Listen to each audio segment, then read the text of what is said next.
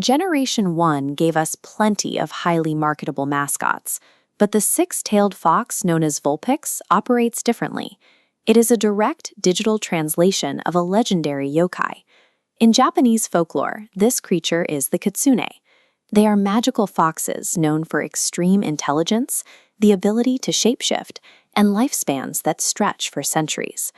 They hold a revered place in the Shinto religion. These statues represent the kitsune as divine messengers to Inari, the god of rice and fertility, guarding the entrances to towering shrines. But that reverence comes with a sharp edge. The kitsune are equally famous as dangerous tricksters, utilizing illusion and profound deceit to manipulate humans. How does a video game franchise take a creature defined by that exact cultural duality, protector and predator, and encode it into mathematical gameplay mechanics? This adorable design acts as an entry point.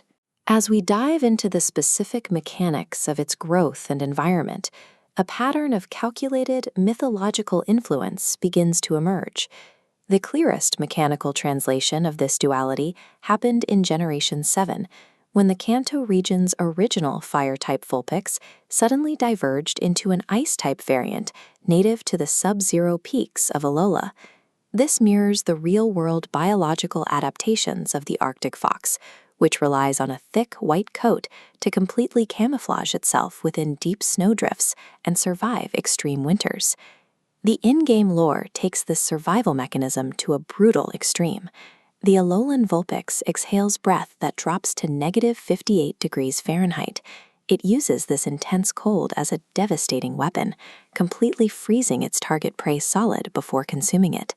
This extreme regional divergence proves the character is an apex predator shaped entirely by the harshness of its environment. The most unusual mechanic attached to Vulpix is how it grows. In a franchise built around gaining experience points to level up, Vulpix defies the standard logic. It never evolves simply by gaining levels. To trigger the transformation into Ninetales, players have to expose the creature to a specific catalyst, a firestone for the Kanto form, or an ice stone for the Alolan variant. There is a heavy strategic cost to rushing this process. Once it evolves, Ninetales stops learning new moves. To access devastating attacks, like the explosive Fire Blast or the freezing blizzard, players must intentionally delay the evolution, keeping Vulpix in its base state well into its mid-40s. This directly parallels the original folklore. A kitsune doesn't receive its power instantly.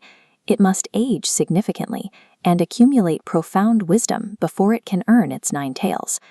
By locking its evolution behind a delayed item use, the game actively forces the player to simulate the exact patience and restraint required to achieve mythological enlightenment. That mechanical depth translates directly to high-level tournament play, where Vulpix sheds its cute reputation to operate as a dominant trickster. In Smogon's competitive Little Cup tier, Vulpix's drought ability acts as a sunsetter. It instantly triggers intense sunlight, drastically boosting fire-type teammates' attack stats. This shifts the battlefield, halving incoming water-type damage and allowing grass-type moves like Solar Beam to fire without charging. This obsessive optimization negates the penalties of a detrimental speed-down nature. Beneath the casual monster-catching gameplay, every back-end mechanic attached to Vulpix rewards deep, calculated player optimization. This density of design, blending hard mathematics with rich folklore, drives intense demand within the physical collector's market. In the trading card game, rare variants command premium prices, with the 2016 McDonald's Holo reaching $179 and the Platinum Reverse Holo fetching over $150. Vulpix's high market value is the direct result of its cultural weight. The design integrates ancient narrative traditions with modern interactive systems, giving the character a legacy that outlasts its original hardware.